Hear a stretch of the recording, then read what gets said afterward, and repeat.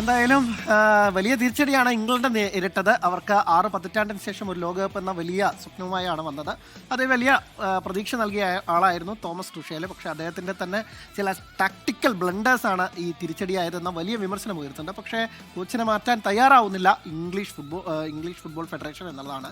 2028 വരെ അദ്ദേഹത്തിൻ്റെ കരാറുണ്ട്, അത് തുടരും എന്നാണ് വരുന്നത്.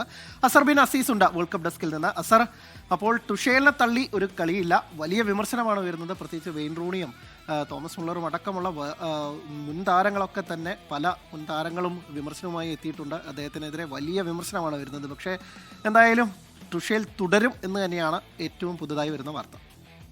തീർച്ചയായും, അതായത് ഓരോ ലോകകപ്പ് മത്സരങ്ങൾ അതിൻ്റെ നിർണായക ഘട്ടത്തിൽ ഓരോ ടീമുകൾ തോൽക്കുമ്പോഴും താരങ്ങൾ മാത്രമല്ല പരിശീലകരും പണി വാങ്ങാറുണ്ട്. ഇതിനോടകം നമ്മൾ ആ കാഴ്ച പലതവണ കണ്ടതാണ്. പല പരിശീലകർക്കും ആ സ്ഥാനം നഷ്ടപ്പെട്ടു, ആ കുപ്പായം നഷ്ടപ്പെടുന്ന സാഹചര്യമുണ്ടായി. എന്നാൽ ഇന്നലത്തെ തോൽവിയിൽ, അതായത് സെമിയിൽ നിർണായകമായൊരു മത്സരത്തിൽ പതിറ്റാണ്ടുകൾക്ക് ശേഷം ആ കിരീടം നേടിയിറങ്ങിയ ഒരു ടീമിന് ആ കിരീടം നഷ്ടമാകുന്ന ഒരു സാഹചര്യമുണ്ടായി. എങ്കിൽ കൂടി ആ ഒരു തോൽവിയുടെ ഉത്തരവാദിത്തം ഏറ്റെടുത്ത് പരിശീലന സ്ഥാനത്ത് നിന്ന് രാജിവെക്കേണ്ടതില്ല എന്നുള്ള ഒരു നിലപാടിൽ തന്നെയാണ് തോമസ് തുഷേലുള്ളത്.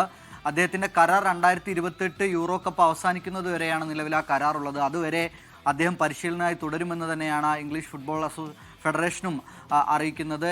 നേരത്തെ വെയിൻ റൂണി ഉൾപ്പെടെയുള്ള താരങ്ങൾ ഈ ഇന്നലെ കണ്ട ടാക്ടിക്സിനെതിരെ വിമർശനവുമായി രംഗത്തെത്തിയിരുന്നു. ഇന്നലെ മത്സരത്തിലുടനീളം നമ്മൾ കണ്ടതാണ്. ആദ്യം ലീഡ് എടുത്തതിന് ശേഷം പെട്ടെന്നൊരു ഡിഫൻസീവ് സ്ട്രാറ്റജിയിലേക്ക് പോകുന്നു. അവിടെയാണ് ചില പിഴവുകൾ വരുന്നത്.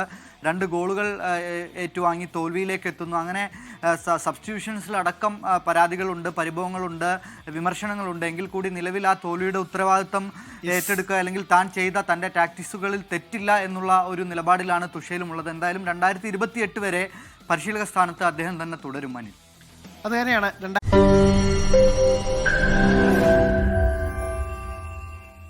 ലോകത്തെവിടെയായാലും ഏത് സമയത്തും 24 വാർത്തകളും ഓഗ്മെന്റഡ് റിയാലിറ്റി പാക്കേജുകളും എക്സ്പ്ലെയിനറുകളും വിശദമായി കാണാൻ ഞങ്ങളുടെ യൂട്യൂബ് ചാനൽ നിങ്ങൾക്ക് സബ്സ്ക്രൈബ് ചെയ്യാം.